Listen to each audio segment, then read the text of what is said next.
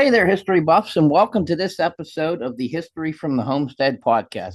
I am your host, Thomas Carroll, and joining me today is David Fowler from the Loyalsock Valley Antique Machinery Association. David, welcome. Well, thank you for having me on. Sure. And, before we dive into it, we're obviously going to be talking about various mining equipment, but briefly tell us about yourself and the association and the museum there. So my name is David Fowler. I'm with the Loyalsock Valley Antique Machinery Association. I also run a page called Abandoned Mines of Pennsylvania that I started many years ago that I'm working on getting back into. We're located in Ralston, Pennsylvania, which is north of Williamsport in Lycoming County, right at the base of a few different small pocket mining fields, and just really enthusiastic about mining history and all sorts of other old iron and everything this area has to offer that maybe people overlook in one way or another. Now, is that still anthracite coal in that area? Because Um, down where I'm so at is bituminous coal.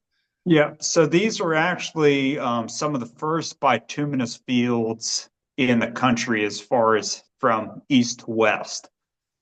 So Sullivan County is what is known as a semi-anthracite, but just north of Sullivan County, we have Bradford County, and on the farthest eastern point of Bradford County, we have a spot called Cache Pond, um, that is actually the farthest northeast bituminous field in the United States. And then from there, it goes into a larger field of Barkley Mountain and then continues west all the way out through western Pennsylvania, West Virginia, Ohio, and then all the way down through the Appalachians. So we're actually bituminous coal where we are right here. Okay, I was just curious because I know anthracite was definitely more to the east of you. I wasn't sure about that area, but so we have Yep, that in common. We mine the same coal, yep, basically. we're just like where I'm from Sullivan County. We have the hybrid of semi-anthracite. Um, so it started to catch some of the folds of the Appalachian Mountains to better refine itself into an anthracite. Um, so it has close to the same carbon content as a low end anthracite, but still lays flat in beds like a bituminous coal.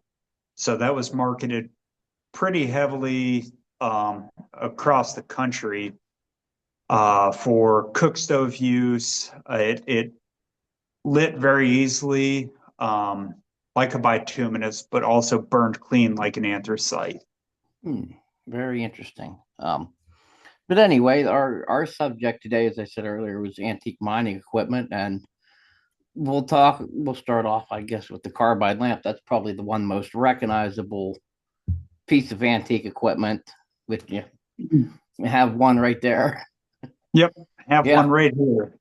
mine And is not so, ready to light, but yeah, I'm so this is what is known as a carbide lamp, and they actually um, replaced the oil wick lamp, which you see on my cap here.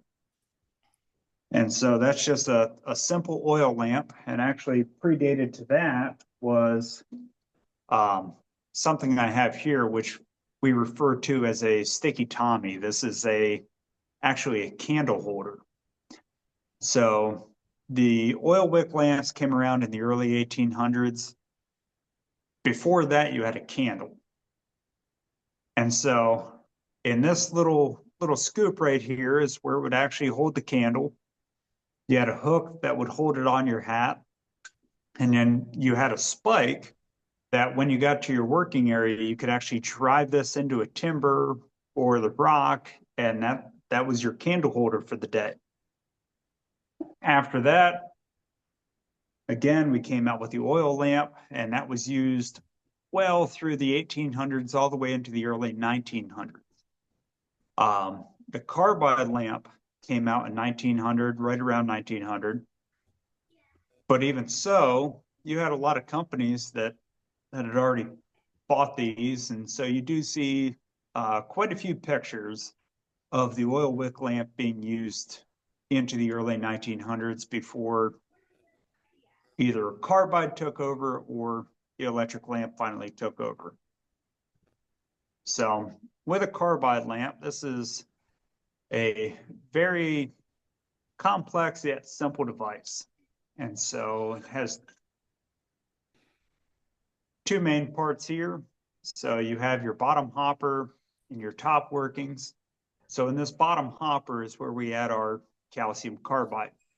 Now, calcium carbide is a chemical that when it reacts with water, creates a acetylene gas. It reacts violently with water. These little hooks that you see on the back here are actually to hook to either a cap like this or a later model hard hat like you see on the wall behind me. You notice a top little part here you can flip open and add water to. You fill this top hopper with water. We have a lens. Inside that lens is a nozzle. We have a striker off to the side, which you can see there makes spark. And then we have our adjuster, which is this little knob right up here on top. Now, that leads down, this knob leads down to a stem that's connected to our water tank. And so as I open this up, it'll actually increase how much water drops down into our little tank of calcium carbide. So it adjusts how much chemical reaction is happening, how much acetylene gas is being produced. Inside of here, there is a felt filter and a little retainer, and that just keeps any bits or pieces of the calcium carbide from ending up in the nozzle and plugging it, because that's a pretty easy thing that can happen. And with these, if that nozzle gets plugged, there's not a lot of places for that acetylene gas to go. So it is either going to build up inside the lamp or it's going to find a weak spot to escape from, which sometimes was in an explosive manner. So I'm going to introduce a little board here. Yes, we love demonstrations.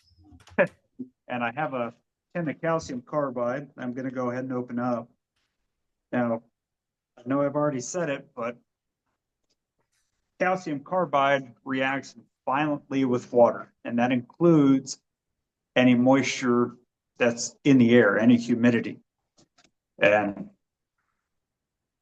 I'm going to pour a little bit out here, and you can see in my hand, it just kind of looks like pea gravel. Nothing really special about the look, but if we take a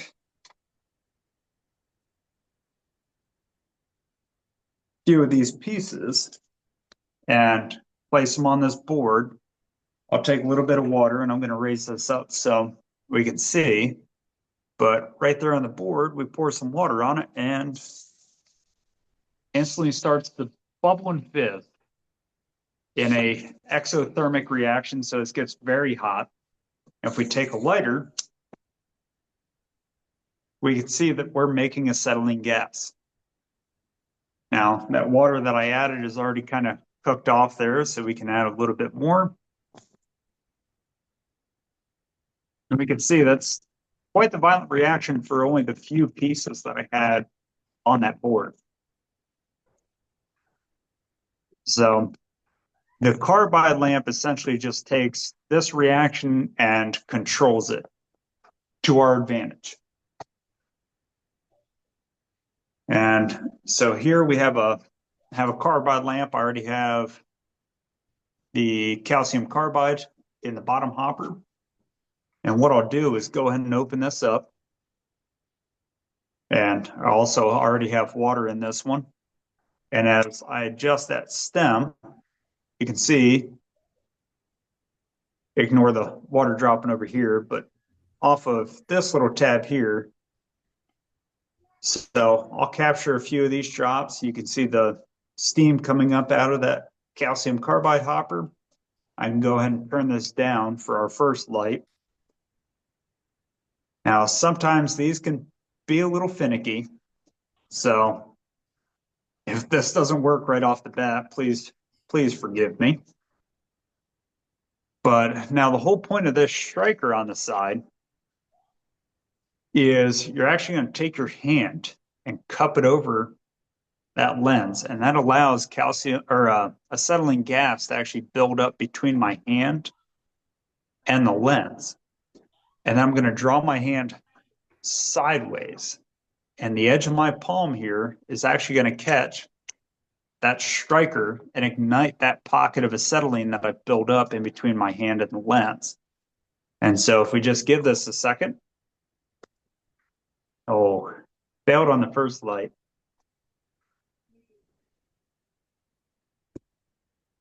And we heard the pop there, the acetylene.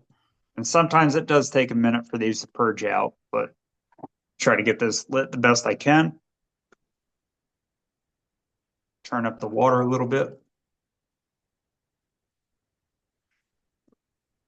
There it is. There we go. And so this would be, as you can see, it's kind of pulsing in and out. And so that's as water is dropping down into the calcium carbide. And so when you first light these, it tends to be a little unstable, but we've already noticed that it's stabilized quite a bit. And then this would be the miner's source of light for the next couple hours. And what's amazing is even with the lights on, you can see how bright they are, because they're that little flame. They are incredibly bright. Yeah, I've used carbide lamps a lot as a kid. They're incredibly bright for that tiny flame. Yeah, and even with this one, I don't have the reflector polished up real well. This is one I use for a lot of my demonstrations, but if I were to polish this up, it would seem much, much brighter in a dark atmosphere as far as a directional light. And so with the oil wick lamp on my hat here, that's only going to give me 2 to 4 candle power at most, but a very sooty and dirty burn. But it's also 360 degrees. With the carbide lamp, it did give you light in a more directional fashion. And so that's what was also nice for miners. And then there's also no soot that's coming off this lamp. I don't know. Except for the gasket leak there. Yeah, a little bit of a gasket leak. We'll tighten that down a little bit more. Yeah. How long would they typically last when you were mining with a full thing of carbide and water? So you're most likely probably to run out of the water before you do the carbide. But I've run this 3 to 4 hours pretty consistently. But have had to add water to it along the way. Now, working underground, you're probably going to find water in quite a few spots. So as far as a miner adding water, it wasn't really a chore. It wasn't hard to find water underground. So he could just pick up any water that he had and add it back to the hopper. As far as the carbide goes, miner would carry a tin like this with him, and this would be filled with calcium carbide. And so once that lamp started dimming down a bit, he knew he needed to add more carbide to it. He would just pull this tin out of his pocket, open it up, and this held a day's worth of calcium carbide. So he could knock out what was left, all the residuals, add more carbide, and then top it off with water and relight the lamp and then continue to work. So he'd probably have to do that three to four times throughout a shift, depending on what the mine was and and what their working hours were like. Yeah.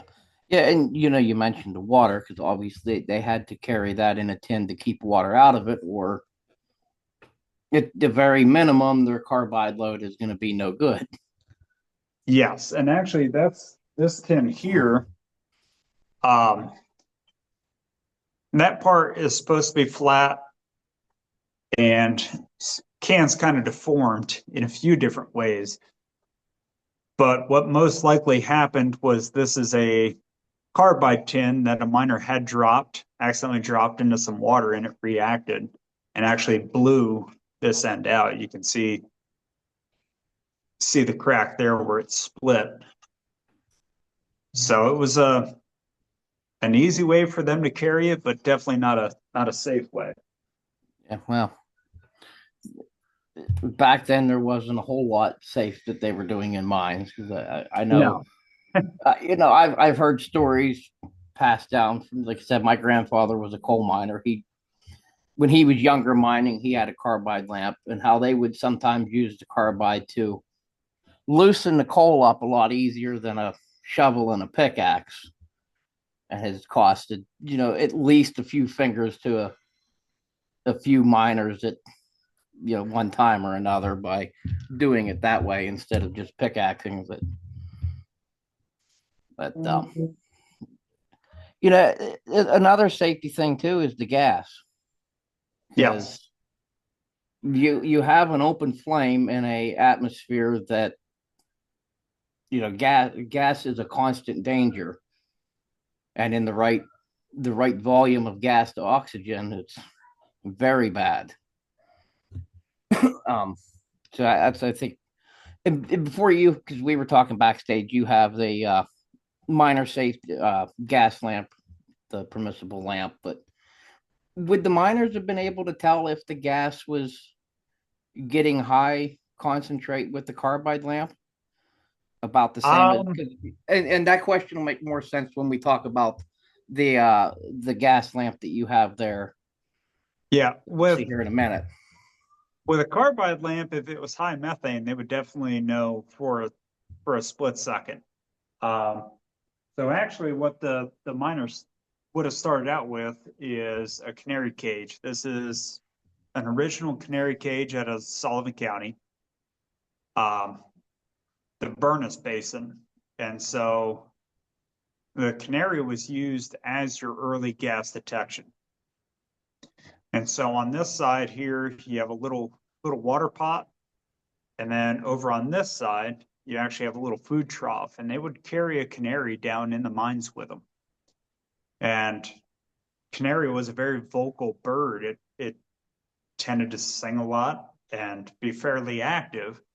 And so the miner would actually carry this bird down in with him. And we have two gases we're worried about in a mine underground, and that is black damp and fire damp. And so black damp is carbon monoxide, carbon dioxide, and oxygen deficient atmosphere. Fire damp contains methane. It's a explosive atmosphere. But regardless of the two, it's going to displace the oxygen in the air. So as a miner set the canary up a little bit higher in its working areas, he'd be working away and then listening to this bird all the time. So if the canary fell silent, he knew that there was a change in the atmosphere, whether it be black damp or fire damp. And so at that time, the miner would evacuate the area, and hopefully airflow would be redirected to correct that issue in that area of the mine. Also with the canary, they'd hop perch to perch. There's two perches in here. And there were some instances where they would find a miner down. And when they went down in there, the canary would still be up on its perch, but wouldn't be singing. And here, when the canary died, it would actually dig its claws in to the perches and still be sitting there. So declawing of the canaries was actually a very common thing Hmm. later on in the use of the canary cage. but in and I mean, the Canary still didn't change the fact that we have an oil wick lamp on our head. And I haven't lit this yet, but that's a treat because that was your first light source, was your first modern light source, was just that oil wick lamp on top of your cap. So even if your Canary may have passed because of fire damp or black damp, if it was fire damp, you still have an oil wick lamp on your cap. And so that's an exposed flame and you're at the risk of explosion. Tendency with coal seams and coal veins, whether you're bituminous or anthracite, is the deeper you head down, the more gaseous that those coal veins or coal seams are going to be. So as you mine, the more methane you're going to release. So in the early 1800s, a guy by the name of Sir Humphrey Davy actually came out with this, and that is what is known as the Davy lamp. And he figured out that if you contain a flame inside of a metal gauze or a screen like this, you can kind of see through it over here, that if you were to encounter fire damp, that this flame is going to start getting bigger. If you encounter an explosive atmosphere, you can actually cause a small explosion inside the lamp. Now, as the flame front propagates from the little flame that's inside here and encounters that metal gauze, that gauze is going to act like a heat sink and actually rob the temperature from the flame front and contain the explosion inside the lamp. Wow. And so this was your first ever gas detection method besides a bird. The part that I find crazy is that they still continue to use canaries well up into the 1900s, and there was actually instances where your canary cage evolved into also a resuscitator. And so they would have an oxygen tank attached to the canary cage. And so if your canary went down, you could quick turn on some oxygen to it, revive it, save your bird, and get out of the mine. That was usually because of black damp. But in the cases of fire damp, your David lamp was the game changer. I'd never heard of one of those before. That's entirely new to me. Yep, and so they evolved quite a bit. This is a more modern permissible mine safety lamp, as they're called. And so we have a glass here that would contain our flame, and that's closed on both top and bottom by gaskets. Now up top here is our metal gauze. It's actually contained inside of this housing here. Now, if I try to open this, actually can't open this lamp at all. And that's because they included a magnetic lock. And the whole reason for that is if I have one of these and I'm working down in the mine, there's a lot of noise going on. And so if I don't notice that this lamp went out and all of a sudden I look over, or I'm a mine foreman taking his first walk of the day with one of these, because a mine foreman, you were first one in, your fire boss. You're the first one in the mine in the morning at the start of every shift, or at night, start of every shift. And you're going to walk with one of these lamps. You're going to raise it up towards the ceiling, checking for methane, and then lower it down, checking for black damp. But if I notice that this flame starts getting higher and higher, I know that it's methane. And there's actually 3 graduated lines on here. And so I want the tip of the flame right on that middle line. If it starts to go higher or lower, I know I'm encountering gaseous atmosphere. But if I don't notice that this went out, if I do have this in a working area, or it just goes out, if I were to try to open this lamp and relight it, I could be doing so in an explosive atmosphere and cause a mine explosion. So they did include a striker on these on the bottom. So there's a secondary tab. The center one here is our actual wick adjustment. And this other tab here actually runs a striker. And this one's pretty weak, but as you turn this, it would create a spark and try to reignite your flame inside. But if that didn't work and I open the lamp up and let's say try to match, could cause an explosion. So they included these magnetic locks.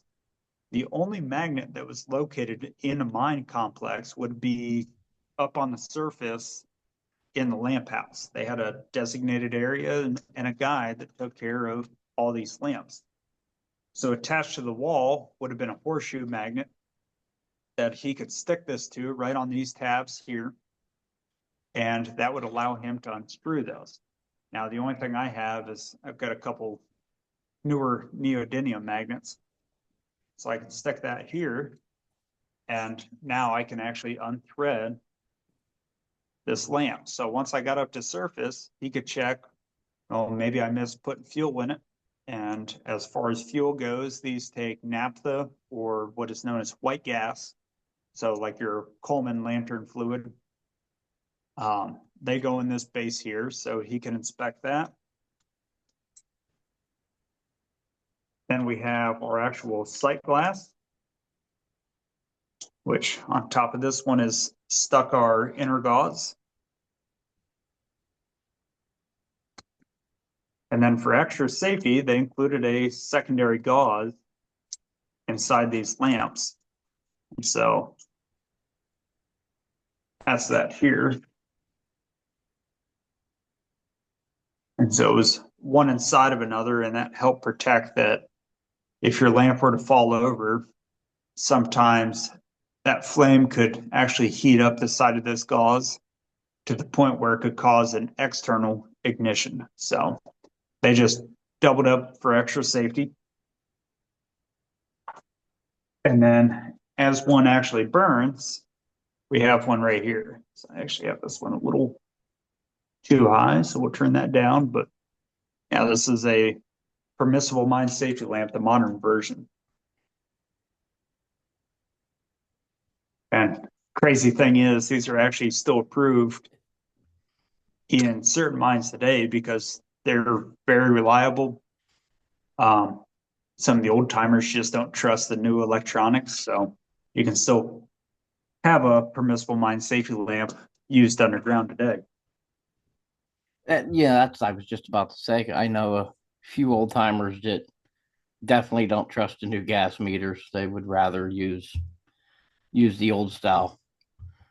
I mean, to a degree, I can't blame them. It worked for years. It continues to work, and would work for years to come. Basically, it's Yeah, yeah, as well as an ingenious but simple method. yeah, that's what I was just getting ready to say. I mean, as long as they're well maintained, I mean, it's about as simplistic as you get. If your light goes out, you don't have any oxygen. If it starts to get bigger and pops, you know, you're in a lot of methane, and it's just a very reliable method. But it's as we stated it in the start of this whole conversation with the mine safety lamps, though, it seemed a little odd that we had the Davy lamp in the early 1800s, but still had open flame lamps on our head. And a lot of the use of the Davy lamp was with your fire bosses and inspectors that would be in on first in on before the shift, and they would go to all working areas. But as far as your run-of-the-mill miners go, they were still just running an open wick lamp on their head, whether it be carbide or an oil lamp or a candle.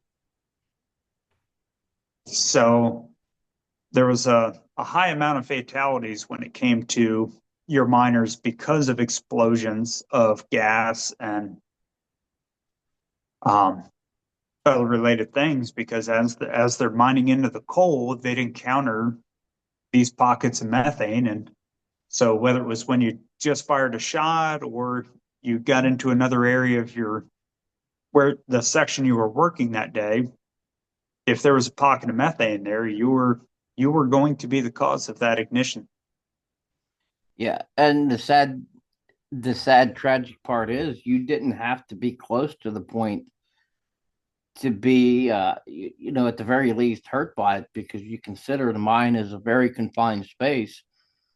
Those flames and gas have nowhere to go but out. It's not spread out this way, it's shot down the shaft. And if the explosion happens at the face, it only has one way to go, and that's back the shaft towards everybody else. Yeah, I mean, so with anthracite coal dust is non-explosive, but they did have high levels of methane there too, which would cause massive explosions. Or if you did have a methane explosion, you could catch timbers on fire. You had a bunch of other risks. With bituminous coal, soft coal, your coal dust is explosive. And so what would start out as a simple methane ignition, which may have only killed a few of the miners, just the initial shock wave of that methane explosion will kick up coal dust, which will propagate that explosion, which kicks up more coal dust, which continues to propagate. And in many bituminous mines, when you hear about the massive explosions that happened, they didn't just go through one section of the mine, they went through all mine workings. And it was very rare to have one only local to one section of the mine without killing everyone underground in one single blast. No, I mean, case in point, there was a big one here in Johnstown. I don't remember the exact date. It was 230 some killed in an underground explosion. And that was basically, which Johnstown was, still even pretty big then. It was right outside of town. It was right across the river from town where that happened. And it's happened in just about every coal mining town from here to Kentucky and back. Yeah, I mean, even some more recent mine disasters. You look at Upper Big Branch. That was a completely modern mining operation, mining on a longwall method, Yeah. and it started out as a methane explosion, and then went to coal dust propagation that worked its way through all of the mine workings. And I'm gonna hop up for just a second to grab something I forgot to, All right. but Hey, we love show and tell. yeah, a little bit. And so each year they would come out with what is called the Inspector of Mine reports. And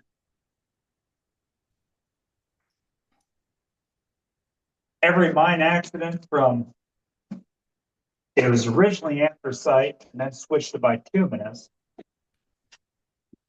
but they would record incidents and accidents that happened. So in one of these books, this is the Pennsylvania Inspector of Mine report from 1881. Wow. And if I remember right, this just covers, yes, it does. So this just covers the anthracite region. And so at the end of every year, all of the mine inspectors would submit all the reports, and it would get published into one book and then be submitted to the governor. And it would cover some mine improvements,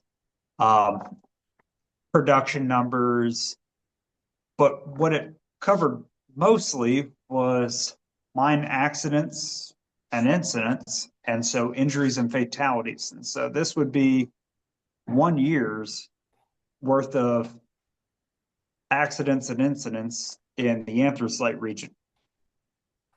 And they go, especially some of these earlier ones. I mean, that's only, this page here is only covering 2 accidents, but it goes very in depth into, you know, here you saw me just randomly open it up, but accident number 48, Christopher Haswell, fire boss, age 45 years, was fatally burned by an explosion of gas during his morning examination of the Dodson Colliery, Plymouth, PA, on August 8th. Um, at first, the officials of the mine thought the deceased only slightly burned and reported so due to the mine inspector, but soon proved a very serious case, which resulted in the sufferer's death on August 18th, 1881. So excuse my reading because this is 1880s. Some of how they have stuff's written up is a little bit different, but yeah, each one of these pages here just includes how somebody was killed or injured and how it happened in depth. And so that's a thing that I like to study, especially, covering all the mining stuff and some of the evolution of the tools, because here we are in 1881, and there you had a fire boss killed on his morning inspection um, due to his permissible mine safety lamp. But Wow.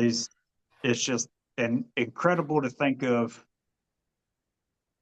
A lot of people think of miners being killed in, you know, a rock fall where the coal is going to come down on them or an explosion. But I I tried a series a while ago. I tried making a video series a while ago called "A Million Ways to Die in the Mines," because in each one of these books, there's no 2 accidents that are the same, and there was truly an infinite amount of ways to either get injured or killed working in the old coal mines. I mean, whether it Yeah. be kicked by a mule, run over by a mine car, explosion, and some really, really odd extreme cases of just what wouldn't have seemed like negligence, but the miner was always wrong, the company was always right. So Yeah. they were always ones to pin it right on the miner. It didn't matter the age. Um, the youngest I've read about was 8 years old, working underground, and that's because his mom had passed away. There was no other local family. So it was the grandfather, the dad, and the 8-year-old in an underground section, and the roof came down and got all three of them just in one shot. But you had kids as young as 8, if not even younger, I, working underground in the mines. I And mean, that's what they had to do. It's awful, but it's funny you mentioned the mule because that was one of my favorite stories. Like I said, my grandfather, his first job was to feed and care for the mules at the local mine to pull the carts out. He quit school when he was 12 to do that, and they were the meanest of mean mules. He said he always had to carry a large stick or a bat to keep them in their place when he went in to shovel the manure out or to feed them because they were just mean as could be. But I mean, yeah, he quit school when he was 12 to go work in the mines and went on to have a career up until he was 65 when he finally retired from mining. yeah, I mean, an impressive stretch. I mean, there's many people who have done it, but there's many more who would never have made it that long. Yeah.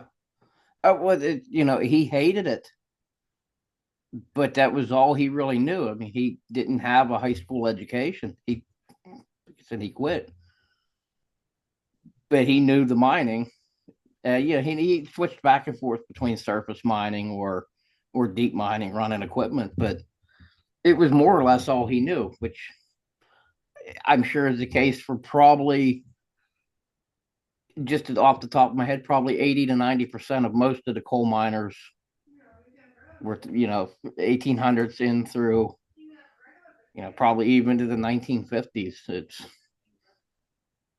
you know, grandfather mine, dad mine. Well, I'm going to mine. That's what I have to do. It's what I know. Yeah, it wasn't easy work, but it was easy to find work Yeah. for a lot of people. And that's where, like, I'd even talked to just now, our area got mined out pretty early. This Sullivan, like Cumming, Bradford area was mined out really early. Um, there was only a few underground operations left even into the 60s. I had been lucky to talk to a few of those people, and that was the thing is their grandfather mined, their dad mined, and as far as a summer job in between years of school, that's what they went and did. And the one that always gets me is the one guy I talked to said his dad, you know, offered him offered him a job during the summer, like, hey, come down, mine coal, we're robbing pillars. And so for those of you that don't know, as you as you mine underground, you take some coal, but you leave basically big blocks of coal to support the roof. Now your mine timbers will bear some weight, but not all of it. And so you would take some of the coal, you'd leave some of the coal in these big pillars that would support the true weight of the mountain. Your timbers were used, like the one you see here, were used as a temporary support or as a warning. And so if you walked by one and you saw that the sap was getting squeezed out of it, or you could hear it cracking and popping, you knew that the roof in that section of the mine was getting ready to come down and to evacuate that area. But he had mined coal for for a bit in the summer. And the one day they were in there, they're robbing pillars, so they're taking out the last of the roof supports because there was a lot of coal left in those pillars. And so they were robbing pillars out, and he remembered that it was lunchtime. Him and his buddy, they headed back out to the main gangway, the main haulage way. And he said it wasn't 10 minutes later, we heard this loud bang and rumbling and knew that the roof had come down. So his dad came out to check on him and his uncle and a few other people that were working underground. Like, yep, we're good. We're out here eating lunch. Like, okay. So they finished up lunch. They sent him back to the section. And when he went in there, he said the only thing he could see left of his shovel was just the very end of the handle and about a 40-ton rock that had come down and crushed where he was digging out that mine pillar. And he said he walked back out to the gangway. He apologized to his dad and a few of the other guys working under there. He said, I'm never coming back in here again. And that was his last day in the mine. And even this hard hat here, this is they call it, nickname it a turtle shell. And this is a hard leather hard hat. But this is a youth model. And I have a 7-year-old and an almost 5-year-old, and this won't fit them. I mean, you can see there, it's a pretty small hard hat, but this was a youth model hard hat for either the boys working underground or working around the mine on surface. But the labor laws are truthful, and that we really did employ just about every age group underground. Yeah. Yep. Absolutely. Um, I think one, I don't know if you have one on hand there. I know I have a handful, but not with me. But it made me think of another real quick subject to cover as far as collapses and checking on everybody's miners tags. Another very simple system, so they would know who was underground, who what. There you go. Yep. I have a handful of them, but I didn't think to bring any with me. But that was a very simple system that most mines still use, so they know who's down, who's not. Yep. And so this is a miner check tag. See, it's just a brass tag with a number on it. And so when you would go to work at a mine, they would assign you a number and give you a set amount of tags. Now, one of the other things I have, these these massive clothespins. Actually, each one of these has a number tagged on it as well. And so you would in some mines, not every mine, but you would get a whole stack of tags with your number on it. Now, what those were used for is as you went into the mine to start your shift, at the surface, they would have what's called a checkboard. And I actually gonna stand you up for just a second.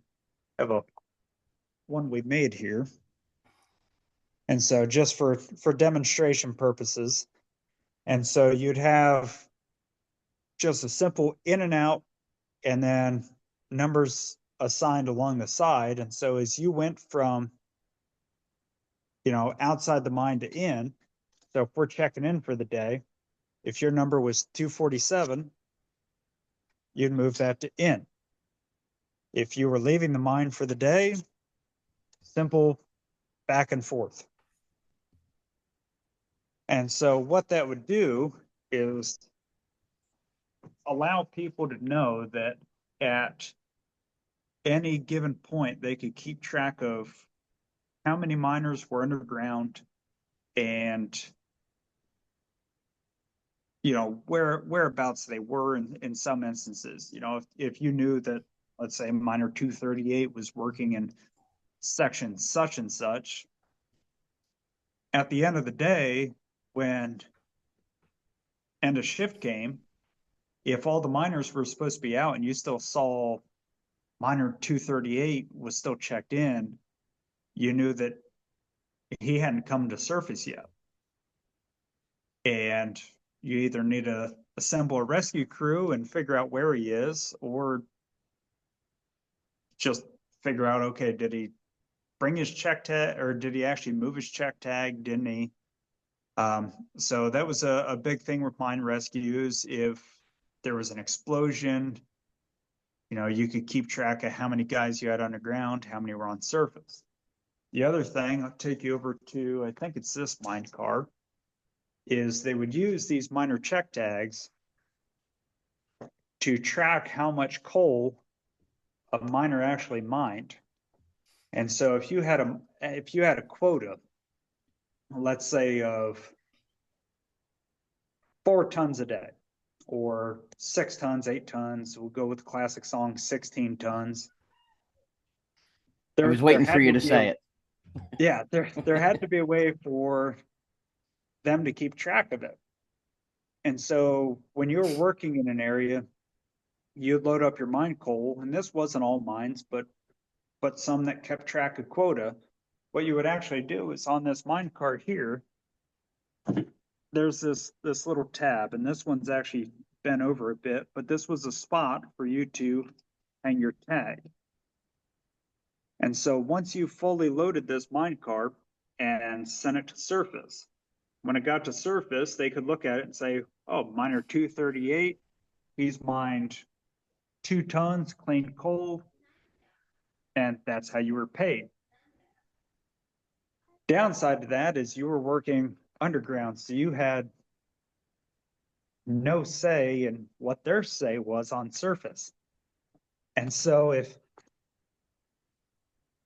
you were working underground and your mine car got to surface and they said, it looks like there's quite a bit of rock in there, dock him half pay and unload it, send it back down in. Now that's not even saying that there was rock in it, but if they wanted to get by a little bit better that week, they could say, oh, half pay, send your mine car back down in, you'd fill it again, send it back up to surface.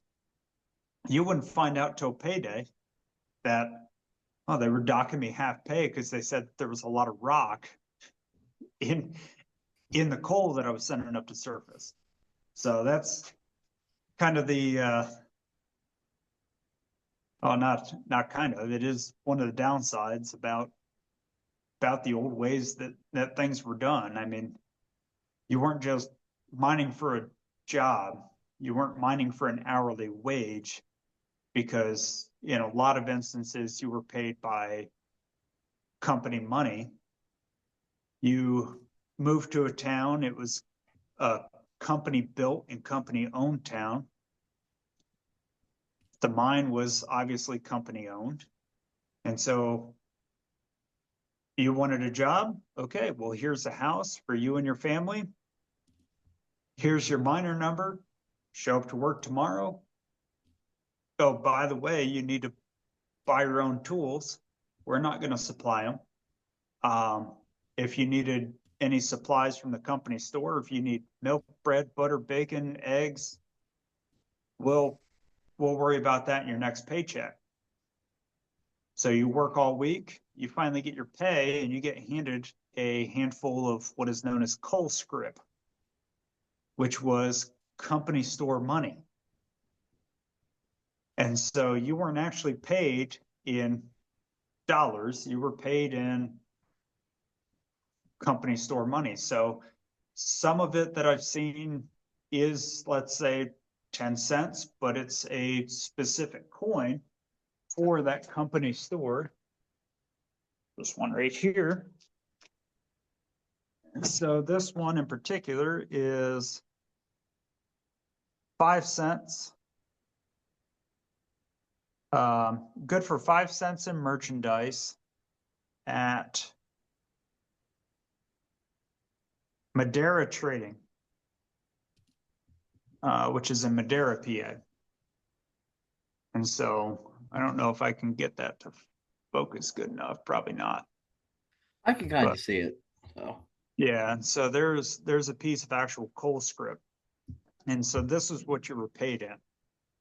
And so it was obviously not real money. So you would take this to the company store and use it to buy what you needed. But if you ever decided to leave, you left with nothing in your pockets. You left with nothing on your person. The other thing about the company store, the really dark side of it, is if you, the man of the house, was killed in the mines, it would be, your family would be lucky if the company brought your body back to your house. And if they did, they would knock on the door, they would set you on the front steps and basically tell your wife, I'm sorry, but your husband has passed. Is there anybody else in the house that can work, go to work for him? If you didn't have any children or anything like that, then you were immediately ousted out of the company housing. If you had a young son, then he just found his new career in working in the company mine, whether it be in a breaker or working underground as a mule boy, door tender, or a miner's helper. And so that was kind of in the song 16 tons, you're sold to the company store. They meant it. I'm right now currently sitting in a company house. My Oh, house was built in 1920 here in a Costa for I forget the name of the mine now, but it built in 1920. It was a duplex as a company house, I along with bet.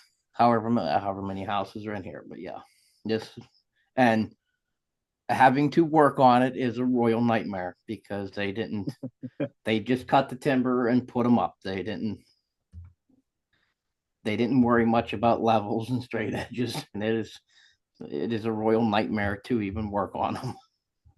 They're the true shotgun shanty shacks. They were thrown up fast, and I mean, the I know I've said the crazy thing a lot during this video, but that's what amazes me so much about this history is like where we're at, where our museum is in north central PA. We're in far northeastern Lycoming County. Our coal was at the very top of the hills, very top of the mountains. And once it was discovered, it wasn't a slow onset.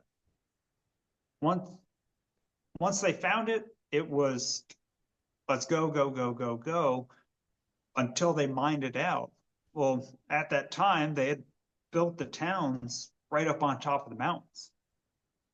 And so the names Barkley, uh, McIntyre, the one we're up by, Red Run, you look at a lot of those, and as fast as they built them up, they ran out of coal and those towns just died out. And especially being located on top of the mountains, there was nothing else for them once the coal died.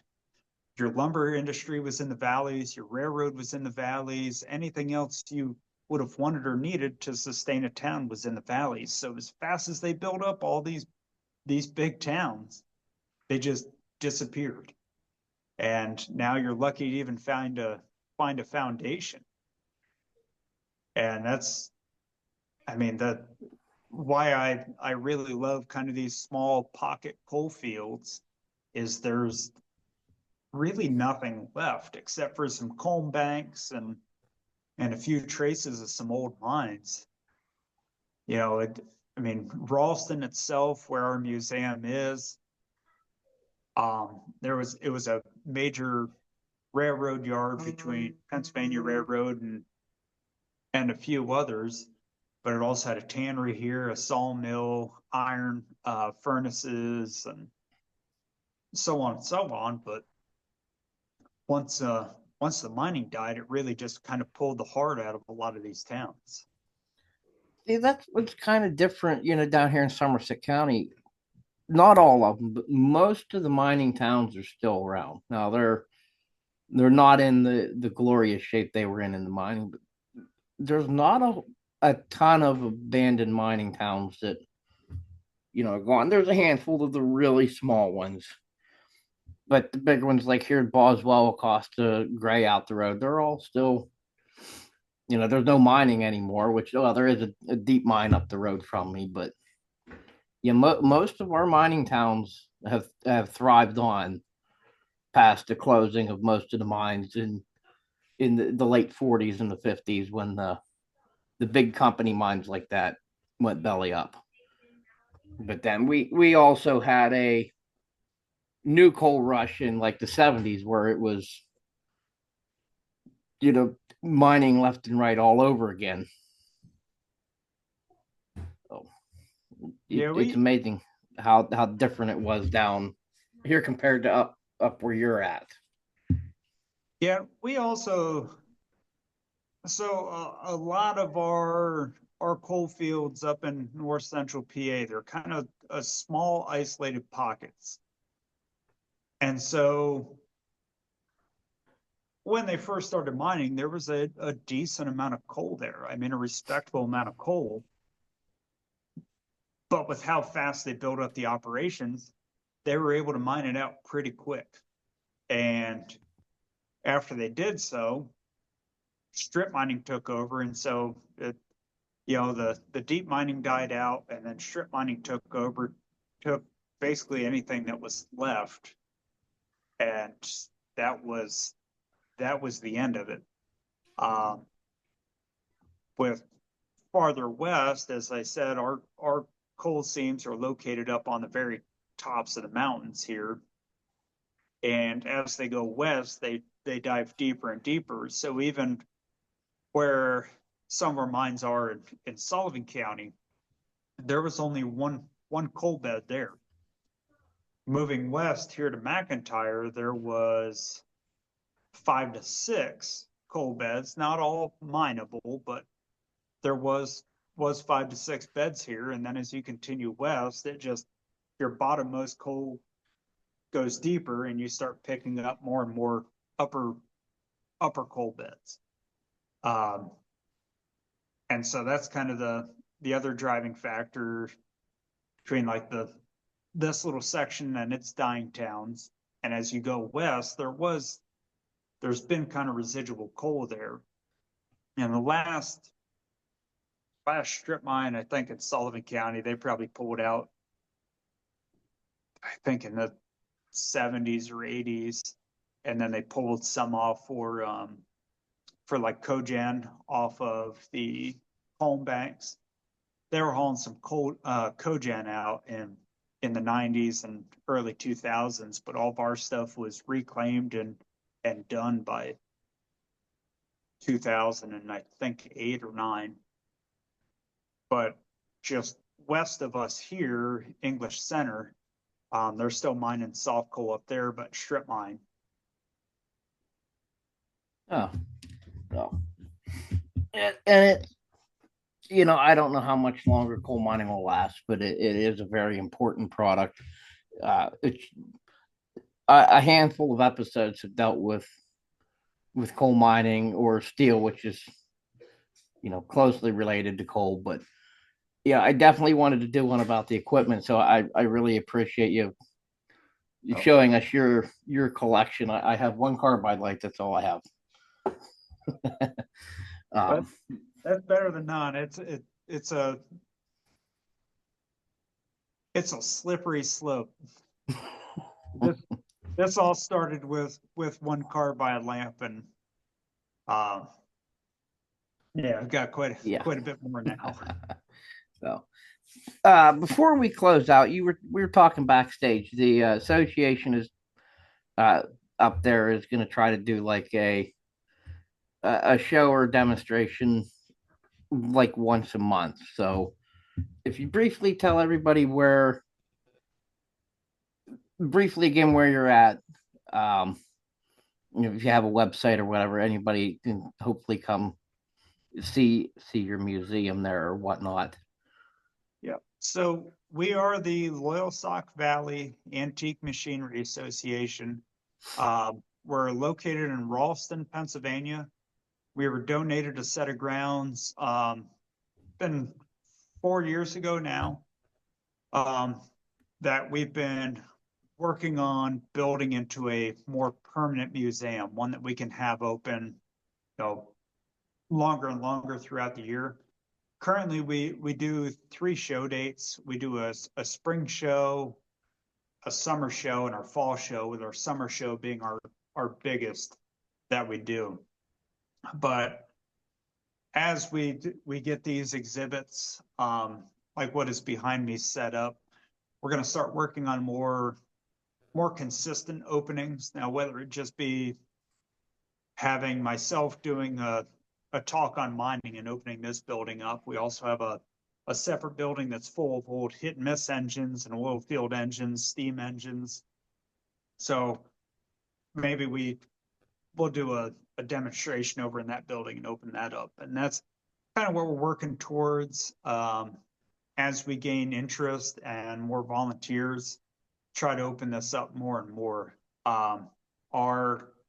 Like I said, our big show is our summer show, and that's always the first weekend in August. I think this year it falls on July 30th, 31st, August 1st, and 2nd. So it's a Thursday, Friday, Saturday, Sunday, where we get some steam traction engines in here. We get they do some tractor pulls, but we open up all these buildings. I'll be here all 4 days doing mining demonstrations and talks. We have our engine building open up, our sawmills running, and the thing about our organization is we are new to the permanent building side of things. And so that's opened up a lot of opportunities for us to acquire more equipment to restore and have on permanent display, where everything else before we'd have to store it. And then when we did a show, we'd have to, unpack everything and set it up. This gives us an opportunity to build displays, kind of like what you see behind me, where I set up this area kind of like an underground mine. We also have my um, electric mine locomotive that we're starting to restore. We're going to start laying some track down so we can start doing demonstrations and running that back and forth. That's a 48-volt little trammer electric mine locomotive that actually came out of English Center in Tioga County. Um, and start pull some of these mine cars around. We have a lot of larger engines over in our engine building that we have the exhaust plumbed outside, and so we can run those all day, and you're not breathing in all the exhaust smells, and just getting things more set up to where it's not only more convenient, but it everything just looks nicer. It's a cleaner display, and it gives us more time to interact with people. Where, like I said before, I'd have to haul all this stuff around with a bunch of folding tables to a show, where now I can flip our lights on here and talk all day from dusk till dawn on mining history and go more in depth with stuff. So that's what we're working on, and we are, like I said, working on getting some more days throughout the year where we're going to be opened up and doing small shows, whether it be a mining weekend, and try to maybe do some blacksmithing events and getting more people and more of the community involved. Awesome, awesome. And one more, I will be sure to share the link too. But you're very, uh, yeah, right there. That see, my train of thought lost me. But I found you on TikTok where you uh, have, I don't even know how many videos where you do short TikTok videos about the mining equipment, which is how I actually found you. Which I'll be sure to share the link for that as well. Okay, thank you. And like I said before too, I do have the Abandoned Mines of Pennsylvania. That is another Facebook and YouTube channel, but I have why I've been working on all this. It hasn't given me the time to pay much attention to it, but I'm starting to start back into that as well. So we're kind of waking up all the history channels that I have. Yeah, well, But we'll be sure to share the link for that as well. I And if you ever appreciate want to that. come down hunting our way for abandoned mines, I can take you to quite a handful. Oh Even just yeah, even absolutely. just little family mines where they dug a small hole in the side of the mountain. Yeah, yeah, absolutely. I mean, any mine that I can see, it's to most people it looks like a hole in the ground. To me, it's a time capsule of mining methods, technologies, and different time periods and eras from past. Like you could see hand drilled compared to mechanically drilled, different ventilation methods. There's so much history held in just a simple hole in the ground. Most people overlook, and that's the part that I love the most. It's just Yeah, pouring those little time capsules. yeah, and they're all around us. They're everywhere. All right. Thank you again, David, for joining me. It's a great show. Your equipment and your knowledge of equipment is wonderful. Not a problem. Thank you for having me on. And I mean, if anybody has any questions, if you leave them in as comments, do our best to get them answered, and uh, look forward to making some more videos and going over some other aspects of the history. Sounds good. And I thank you again. Hey, thank you. I really, really, really appreciate it.